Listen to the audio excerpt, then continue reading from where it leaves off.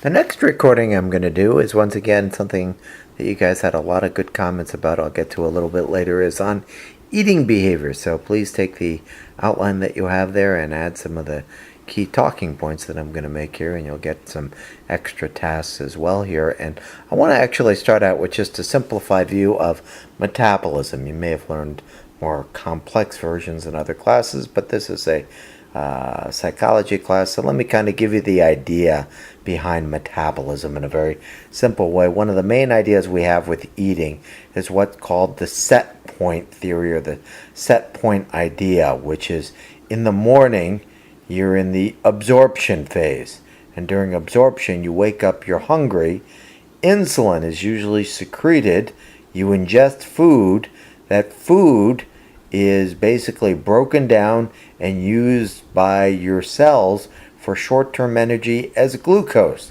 If you have any food left over, it's converted into the liver into something called glycogen, glycogen,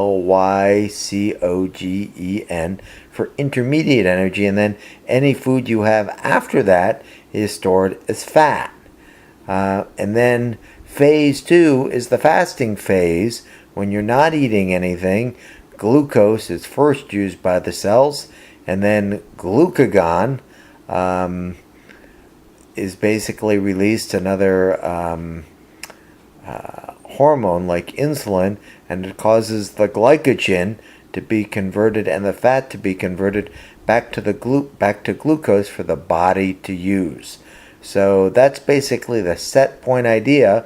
So you eat food, it comes in and then stabilizes, and then when you run out of food, things come back. And so one of the big theories out there is called the glucostatic theory, which basically says there must be something up in your brain that kind of monitors the glucose levels, and we do actually see that there is some evidence to support this. The hypothalamus appears to be the key structure. There's been a little research showing that if you actually take somebody who's really, really hungry, where glucose is supposed to be released, or things are supposed to be converted back to glucose, and you put just a tiny bit of glucose up into this hypothalamic area during this fasting phase, then nothing will be secreted. So the idea that the hypothalamus controls the initiation of eating behavior seems to be supported. Another really important theory out there is called the lipostatic theory. And the lipostatic theory has been around for a long time. It talks about two key structures, the lateral hypothalamus and the ventral medial hypothalamus. And some of the best research comes from animal studies, where they basically go and they stimulate each of these areas. And when they stimulate the lateral hypothalamus, that'll cause the animal, the rat, to become hungry. So it's often called the feeding center, the lateral hypothalamus. When you destroy it, when you lesion it electrically, it'll basically become non-motivated and won't want to eat. On the other hand, the ventromedial hypothalamus, when it's stimulated, that'll get somebody or an organism to stop eating. But when you destroy this area, it turns the stop eating mechanism off, and you basically get binge eating, very finicky binge eating on lots of yummy foods, and it's called the VMH syndrome. So kind of key structures involved. The truth of the matter is, now we know there are a lot of other structures involved. There's what's called the paraventricular nucleus, the arcuate nucleus, but these are some of the two key areas that are involved with eating. So this is kind of the biology, if you will, of eating behavior. But besides the biology, if there's so much biology going on, and we've got the set point theory, how come so many people are obese? And that turns into Roman numeral number 3, the nurture of eating. There is an obesity epidemic. And the question is, why is there such an obesity epidemic? Well, I would basically put a lot of this that fatty foods are very inexpensive and the marketing is quite good and fat tastes good. People don't exercise as much, and one of my favorite little models is called the leaky barrel model of eating.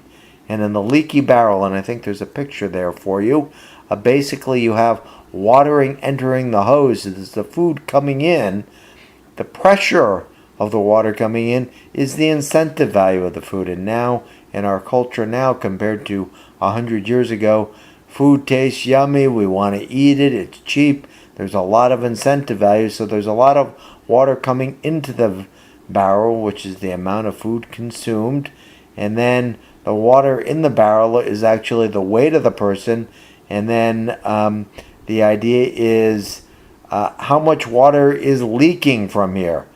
Very little. We don't do nearly as much exercise as we used to. There is some pressure on the barrel, on the hose as it gets the satiety signal, but if something looks good on TV, we basically eat it. So there's a lot of marketing done with food to make it look and taste good, and we want to eat it, and we have an obesity epidemic in this country. So your medical interventions, I wanted to talk a little bit about what you guys came up with first, that you found some wonderful products out there, wonderful in terms of they are the key products, topiramate, phentermine, and they were put through clinical trials, and they did show some success as long as there was a proper diet and a healthy lifestyle, but there are some pretty serious side effects with some of these products as well, and so they're not used all that often. And then you talked, I think a few of you talked about Contrave, which has naltrexone. That's actually an opioid product, and bupropion actually can cause suicidal thoughts and so forth. So opioid drugs, antidepressants may suppress hunger as well, but the side effects can be quite prevalent, and even the idea of orlistat, it stops from breaking down fats, and that might help out a bit, but really it's behavioral things that matter a great deal. I've put under B here, or the next thing, two products out there, Belvig and Quisama, if you want to summarize a few key points from the information I presented there, and then surgery as well, which seems to be somewhat useful. And then I wanted to talk a little bit at the end here about the cognitive behavioral approaches. Has anybody ever done the Weight Watcher thing before?